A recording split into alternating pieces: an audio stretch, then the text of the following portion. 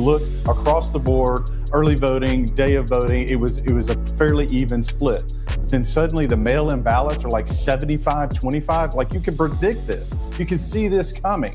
There's a whole separate conversation about, we should have anticipated it. We should have had a better turnout model on our side, but that's a separate conversation. It kind of. So you think the election last night to gerrymander Virginia, which, by the way, let me just set the framing for all of this.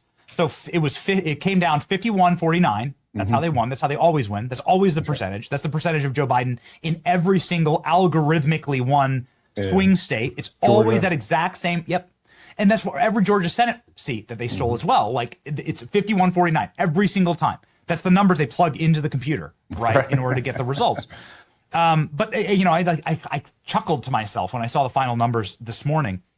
What that is 51% of the population stripping away the civil rights of representation from 49% of the population. That's how you get a civil war. Yeah. Right? Like that's how you get, I mean, that's like almost like human rights violation, but it certainly is constitutionally a massive violation.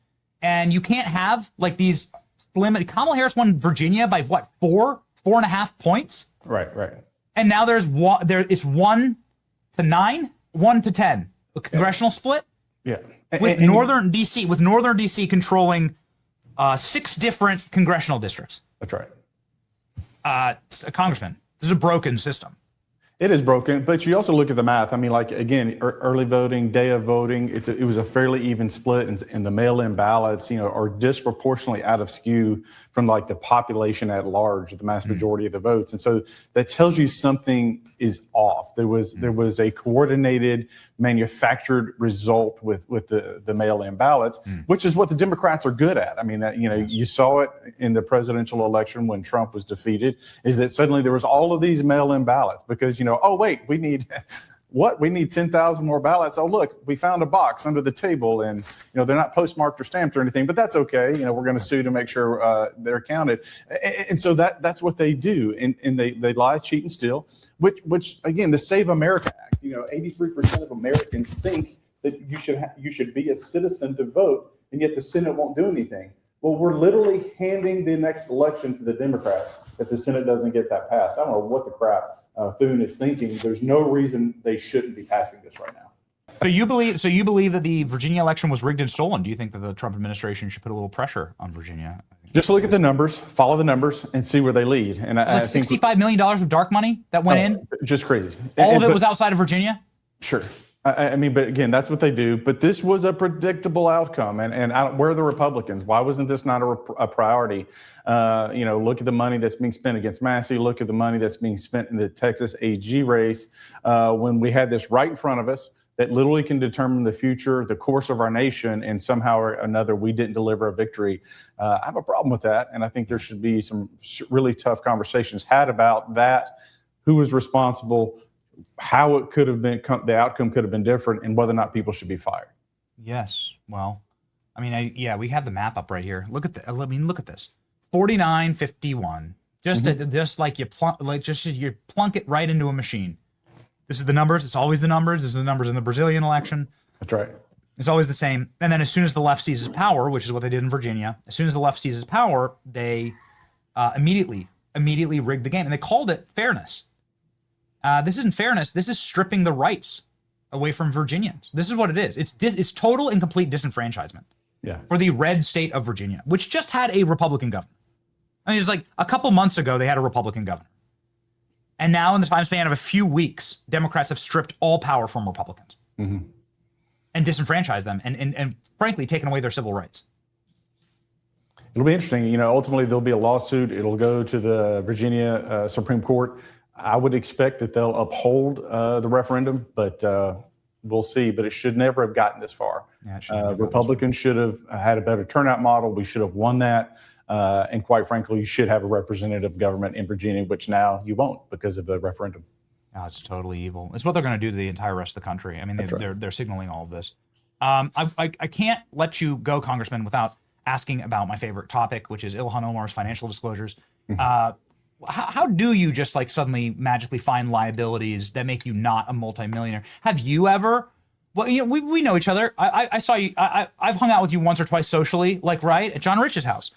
Like you didn't come up to me and be like, "Hey, I'm a multimillionaire." Yeah, right. Like No. accidentally. Like this I'm is a, not normal things for people. I'm a working class dude, man. Yeah. So No, how does that granted, happen exactly? Is that a crime to lie on those documents to such an egregious extent? ultimately they'll do their investigation. They'll take a look at it. Mistakes happen, but typically they're smaller. I think there's about a $30 million mistake, and it was being widely reported. I guess that's the context of is that her wealth was being inflated, and it was a big media cycle, right? It was part of the story and the narrative, and then suddenly you find that actually that's not true. And so was there a bankruptcy? Like what happened? I'm not going to prejudge, but there's a lot of questions that have to be asked there. But again, kind of shifting to the DOJ in this press conference, people need to understand that this conspiracy that was built by the left to paint the right as racist and Nazi and violent is totally fabricated. So that begs the question: this heat map that they created, this vile contempt for Republicans, how did that play into Charlie Kirk's murder? Were they there on January 6th? Like, you have millions upon millions of dollars. I mean, even in Nashville, you had the Patriot Front. They were posing as Nazis, marching in Nashville, right? You have a conservative organization, several in my district, that are on this heat map of being, the alt-right hate groups. And even here in D.C., where you had someone go into the Family Research Council and shot at a security guard. These types of things, there's a pattern and violence that follows this heat map, that follows what they were doing and what they were paying these conspiracies to incite violence against Republicans and to have people like me targeted. I mean, I have 24-hour security because of this type of rhetoric that is leveled against conservatives in this country, and that should be a crime, and kudos to the DOJ for going after it. Klein has the hate map right here. Congressman, you can see there's plenty of little red dots on the SPLC hate map in your state. There it is. Right there. Wow. So they're potentially funding your assassination. And you said that because they went after Charlie Kirk and they did it constantly, Charlie said that the SPLC is a hate group. There's a tweet for everything. Charlie was constantly on Fox News talking about the SPLC, attacking him. We have the clips, of course.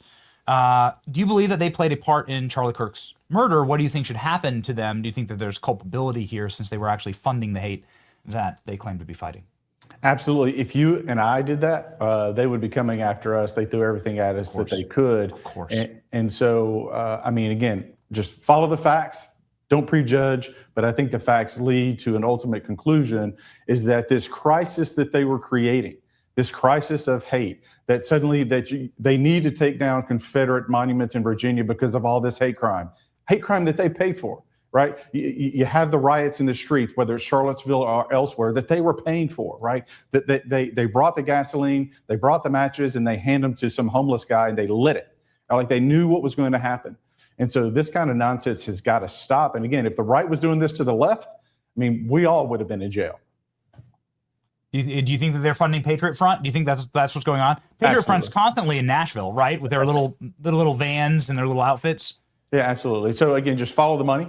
And, this organization supports this organization, supports that organization. It's an incestuous octopus. The tentacles are spread all throughout the left. Look, this is a criminal enterprise that's been undermining our republic.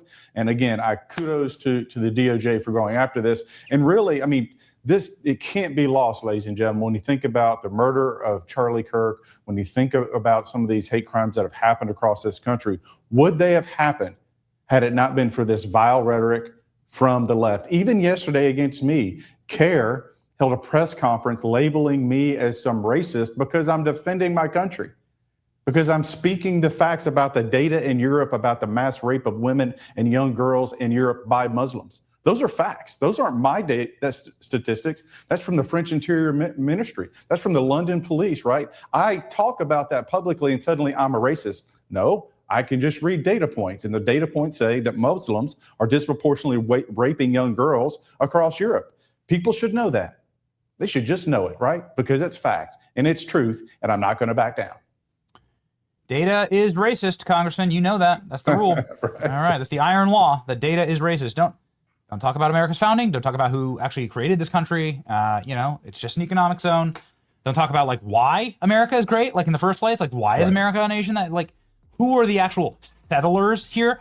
Who were the actual people that settled this country? And then who are the aptly named like what again? Like don't talk about those things. It's racist. We're going to talk about them, and we're going to thank you, Congressman, for always talking about them. Follow Andy Ogles right here, the great congressman from Tennessee. He's got hundreds of thousands of followers, and you know why. Godspeed, Congressman.